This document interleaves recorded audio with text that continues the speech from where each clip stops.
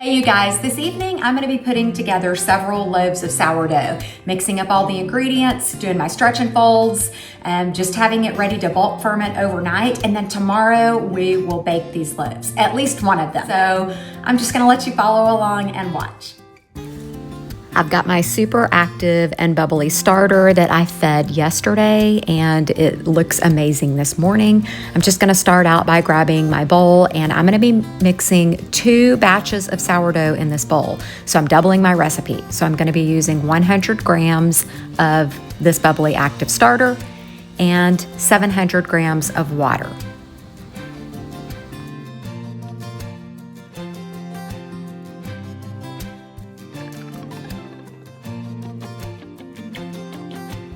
I'll set it off my scales and give it a good mix, being sure to just try to get all of my starter to dissolve so that it can spread through my flour a little better whenever I add the flour.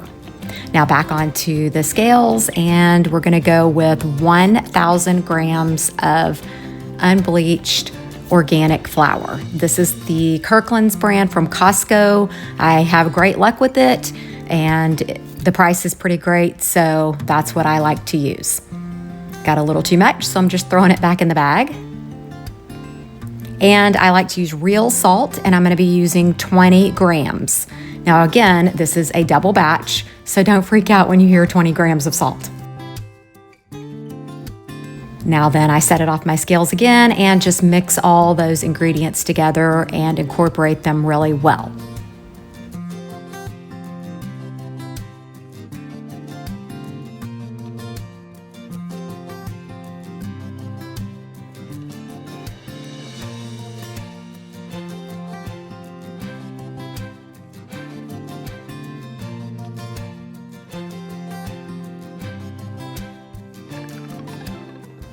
Not only do I use my Danish whisk that you see there, but I also like to use my plastic bench scraper. It has a curve to it, so it's easy to scrape the bowl and the sides to get all the flour, salt, and water mixture incorporated.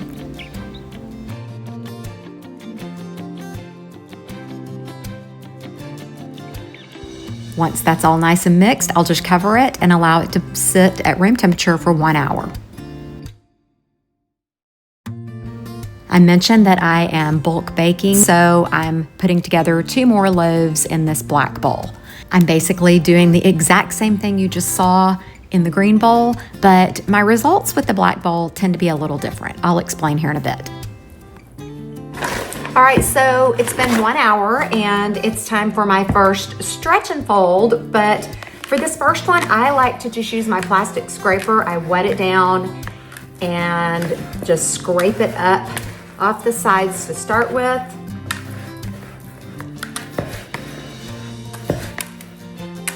And then I reach in and start to do some coil folds.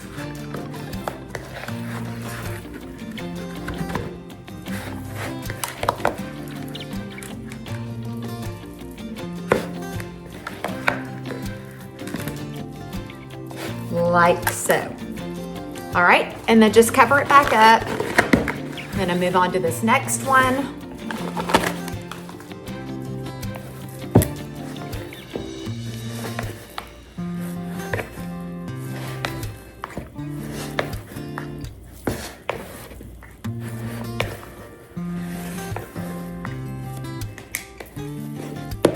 You can do coil and folds or regular stretch and folds, totally up to you. I'm just kind of showing you 2 different techniques. They both seem to work just fine.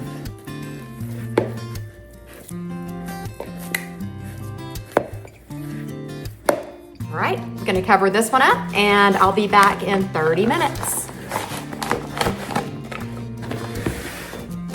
I'm about to do my second set of stretch and folds, and then I may or may not do another. It just depends on the condition of my dough. Now, it is recommended that you do more than just 2 sets of stretch and folds, but sometimes I don't have time for that.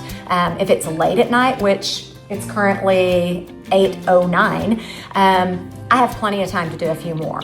But I have put out a video before called simplified sourdough or sourdough simplified, where I don't do any stretch and folds. I literally just do that very first mix like I showed you, and then just set it out overnight. Just leave it covered up on my counter here, and the next morning it's great. So anyways, third round of stretch and folds, here we go. Okay, I just dampened my hands, and that just helps it to keep from sticking so bad. I want you to notice the consistency of this dough. It's already pretty smooth looking overall. And the more stretch and folds you do, the more smooth it becomes. That's the advantage of stretch and folds. It just helps the gluten in your bread and is supposedly how you produce better loaves of sourdough. Here I am doing stretch and folds, but I will also be doing coil folds.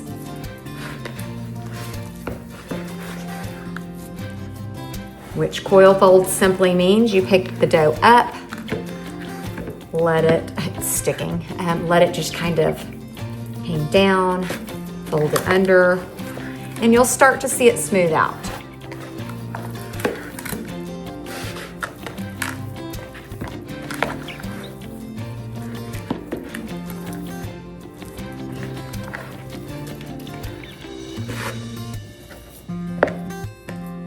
All right, here we go. On to the next one. Now remember, these are double batches. I'm gonna be baking 4 loaves of bread out of these 2 bowls of dough. Dampen my hands real quick.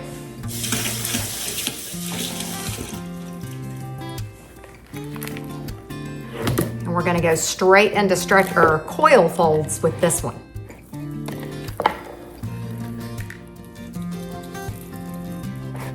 And that very reasoning is just to show you the difference.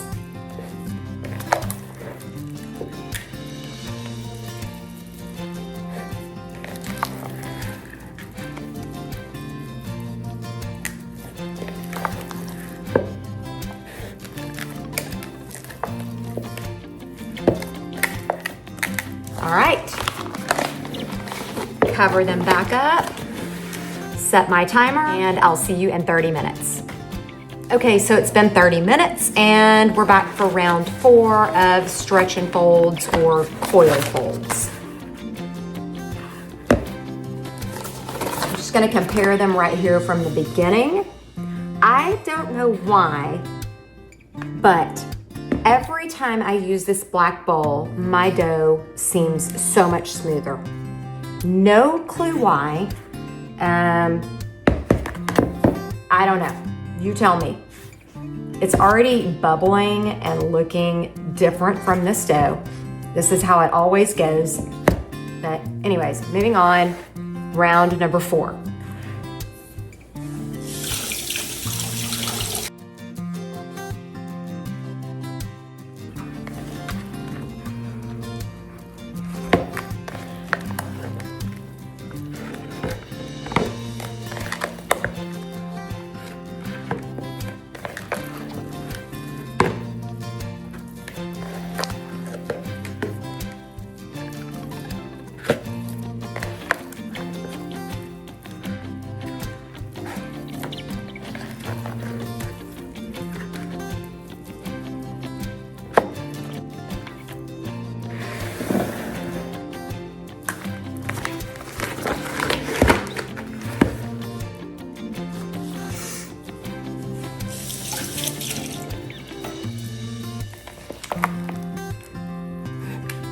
You can also see that this dough is a little bit more pliable and flexible. I don't know if it has something to do with the black plastic bowl or not. It just baffles my brain as to why I do the exact same thing as you have seen with both bowls and batches, and yet this dough already looks so much better and smoother. And it's starting to bubble up. I mean, bubbles are popping as I'm doing this. So I don't know what the deal is.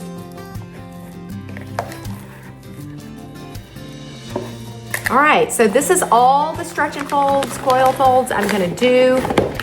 The rest of the magic will happen in the morning, and I'll bring you back for that. Good morning. All right, so it's been overnight, and my dough has been proofing, and I'm a little bit nervous. It has puffed up and grown significantly, and this doesn't happen to me too terribly often, so you're about to see what it looks like with me. This one has also puffed up just enough to hit the top. So let's check these out and see what they look like. I just finished cleaning my counter, and now then I'm just gonna dampen my counter. I do not use flour, I only use water on my countertop space. Okay, at this point, all I need is my bench scraper, my plastic bench scraper, my Banneton baskets that have been lightly dusted with rice flour. Okay, here we go.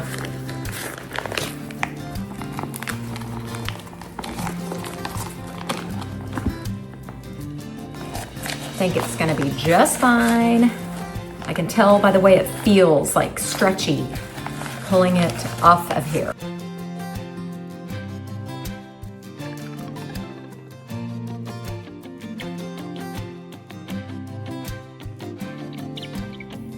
All right, here we go.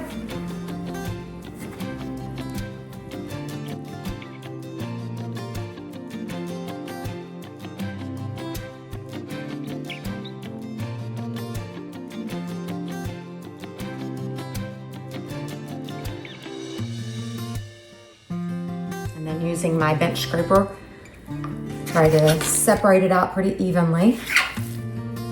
Push one loaf to the side, and then laminate it. It simply means stretching it out as big as you possibly can. Doesn't always work well.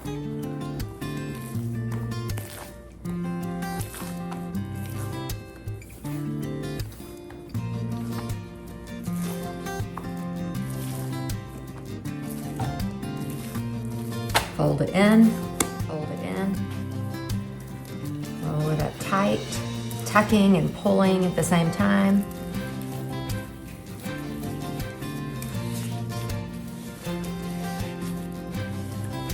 Create tension on top. And you don't have to do this all super perfect. I think no matter what, you're gonna end up with some decent bread. There you go. Let's do the second one.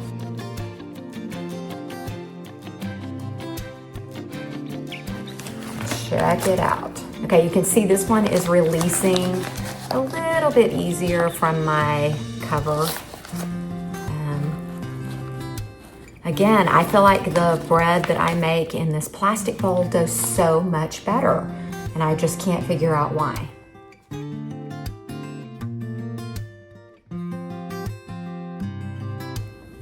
You know, if you've watched any of my other videos about bread making, I'm probably doing it differently than I did when I first started or when I made those videos. So I've just learned a lot of things along the way, and I have a lot of friends that are also making bread now, so we just kind of share tips and tricks.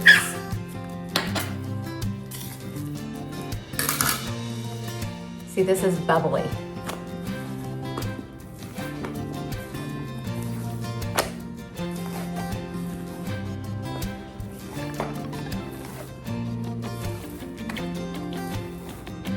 This is stretching out so much better and laminating much better than the one in my green bowl.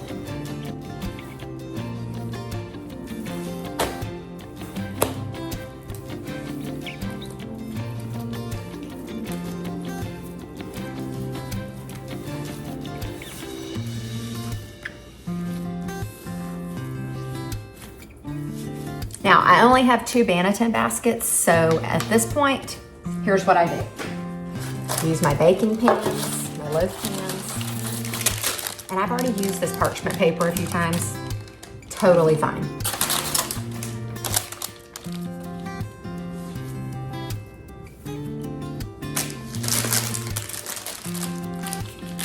struggling a little bit.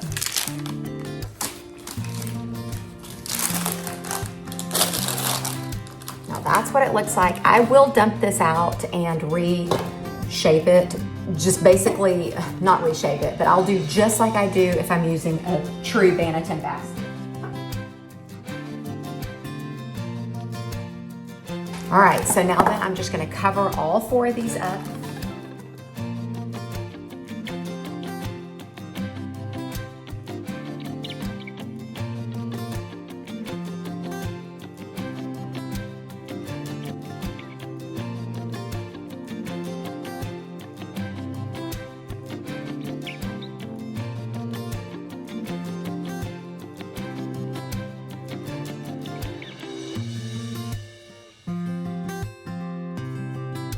All right, so you saw me bag 3 of them up. I'm gonna go stick these 3 in my refrigerator, and the bags help to keep the moisture inside. I can tell a huge difference whenever I don't put them in a bag. This loaf, I am gonna be baking it. Not right now, we've got to run to the doctor for my husband, but then when we get back, I'm gonna bake this one. So I'll probably just stick it in the fridge just like this for a little bit, and then when we get back, pop it in the oven.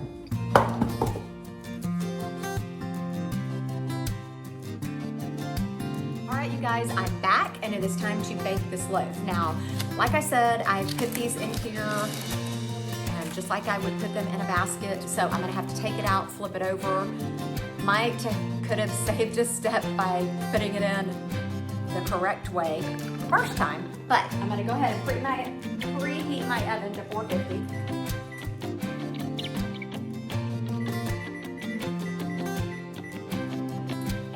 Do that, I'll show you flipping it over and scoring it and all that jazz, and then it's going into bake.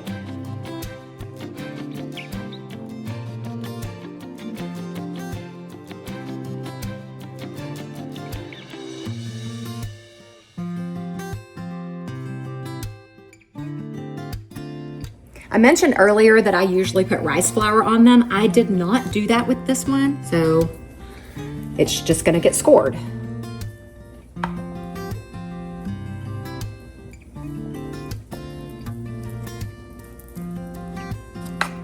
Okay, now I'm gonna put foil back over the top. The same piece I had on it before. And as soon as my oven is done preheating, I'm gonna stick it in there. I've got it 450. It's going in for 35 minutes, and then I will pull it out and bake it for an additional 20 minutes without the foil on. You can see I just leave it where it can rise up a little bit.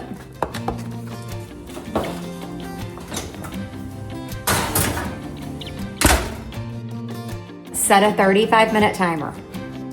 All right, it's time to pull this out and remove my foil.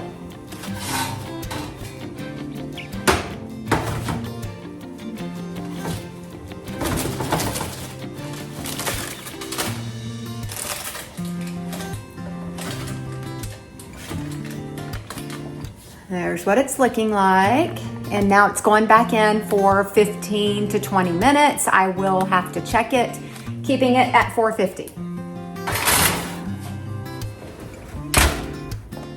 Okay, so I had actually set a 15-minute timer because I like to check the darkness of it, and I also like to check the internal temperature at this point. I like internal temp of 210. And if it's not 210, it's going back in. Oh, look at that, it's perfect. 210 on the nose, oh, 211 actually. So we're good. So that was just 15 minutes, and I'm gonna let this cool off, and then I'll be cutting it open. And sometimes that happens. Flips right up.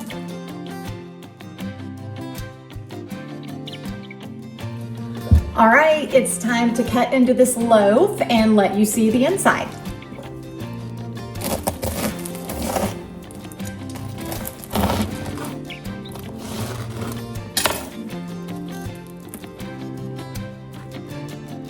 There it is.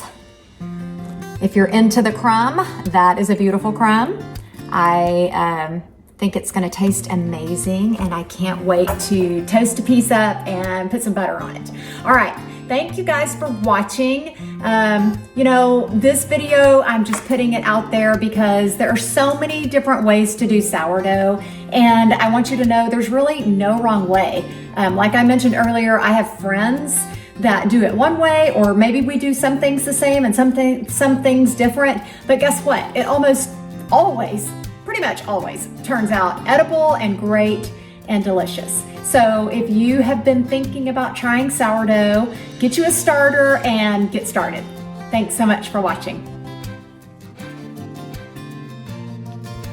While you're here, don't forget to like, subscribe, share, and comment, and definitely check out some of my other bread making videos. Like I mentioned earlier, I may be doing things a little bit different than I did when I first started. There are many ways to do this, and you just kind of evolve and learn as you go. So definitely check out some of my other videos. Just have fun and remember to enjoy the process of sourdough baking.